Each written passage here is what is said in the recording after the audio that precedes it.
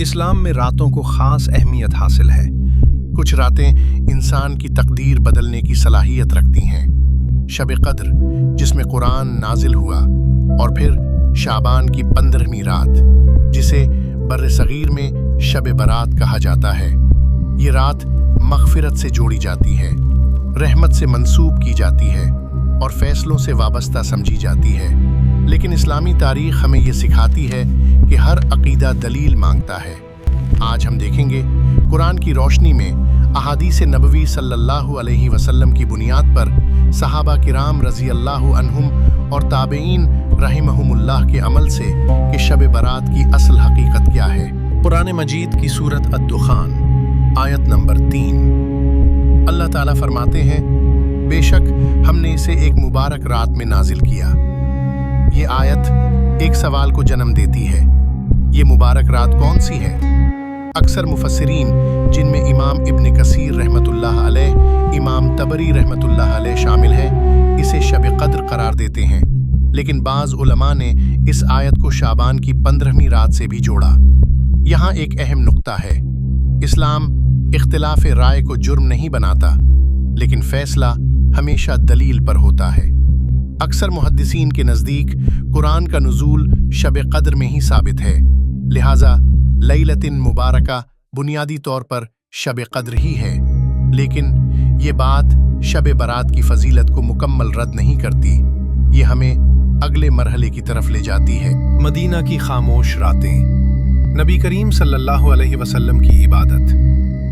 حضرت عائشہ رضی اللہ عنہا فرماتی ہیں، میں نے نبی صلی اللہ علیہ وسلم کو کسی مہینے میں اتنے زیادہ روزے رکھتے نہیں دیکھا جتنے شعبان میں رکھتے تھے۔ صحیح بخاری، صحیح مسلم۔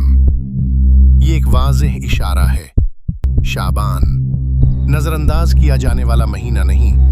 نبی صلی اللہ علیہ وسلم اس مہینے کو روحانی تیاری کا مہینہ بناتے تھے، لیکن سوال یہ ہے، کیا نبی صلی اللہ علیہ وسلم نے خاص طور پر 15ویں رات کو عبادت کا حکم دیا؟ یہاں ہمیں احتیاط کرنی ہوگی۔ کچھ احادیث میں آتا ہے کہ نبی کریم صلی اللہ علیہ وسلم نے فرمایا، اللہ تعالیٰ شعبان کی 15ویں رات اپنی مخلوق کی طرف متوجہ ہوتے ہیں اور سب کو معاف فرما دیتے ہیں سوائے مشرک اور کینہ رکھنے والے کے۔ یہ حدیث اہم ہے، لیکن محدثین نے اس کی اسناد پر گفتگو کی ہے۔ بعض نے اسے حسن کہا، بعض نے اسے ضعیف قرار دیا۔ یہاں اسلامی اصول سمجھنا ضروری ہے۔ ضعیف حدیث فضائل اعمال میں قابل قبول ہو سکتی ہے، لیکن اس پر نیا عقیدہ یا فرض عبادت قائم نہیں کی جاتی۔ اسی لیے کسی خاص نماز، کسی خاص رسم یا اجتماعی عبادت کا حکم نبی صلی اللہ علیہ وسلم سے ثابت نہیں۔ اگر شب برات کوئی فرض یا خاص عبادت کی رات ہوتی تو صحابہ کرام رضی اللہ عنہم سب سے پہلے اس پر عمل کرتے، لیکن تاریخ ہمیں بتاتی ہے صحابہ رضی اللہ عنہم نے اس رات کو عام نفل عبادت سے آگے کسی خاص رسم میں تبدیل نہیں کیا، نہ آتش بازی، نہ قبرستانوں میں ہجوم، نہ مخصوص نمازیں۔ یہ خاموشی اپنے اندر ایک پیغام رکھتی ہے۔ ایک عام تصور یہ ہے کہ شب برات میں تقدیریں لکھی جاتی ہیں۔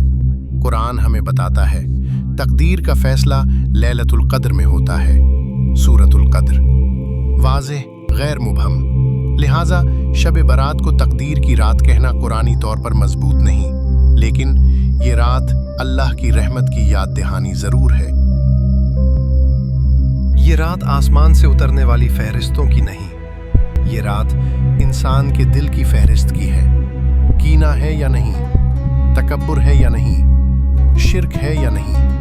اگر دل صاف نہیں تو راتیں بھی فائدہ نہیں دیتی۔ نبی صلی اللہ علیہ وسلم کا پیغام سادہ تھا، خاموش، گہرا۔ اللہ دلوں کو دیکھتا ہے۔ شب برات کو نہ رد کریں، نہ اسے افسانہ بنائیں، اسے ایک موقع سمجھیں، توبہ کا، دل صاف کرنے کا، اللہ کی طرف پلٹنے کا۔ نہ رسم، نہ شور، نہ دکھاوا، صرف ایک بندہ اور اس کا رب۔ اگر یہ دستاویزی کہانی آپ کے دل میں ایک سوال چھوڑ گئی ہے تو یہی اس کا مقصد ہے۔